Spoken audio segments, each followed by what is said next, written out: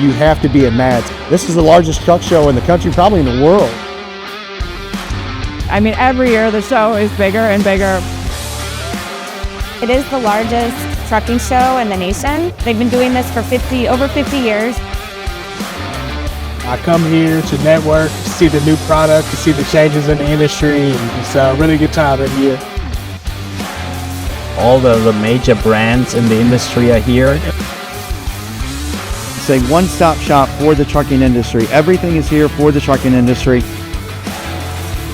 You have to come to MADS. If you want to be part of this industry, this is where you learn everything you need to know.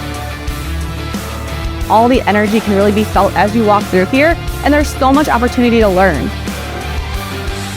And MADS Pro Talk allows you to be a part of the conversation.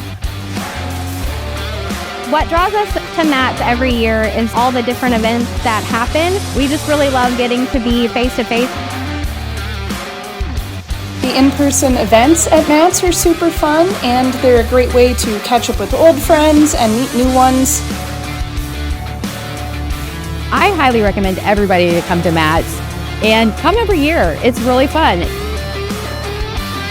We keep coming back to MADS because of the connections that we make.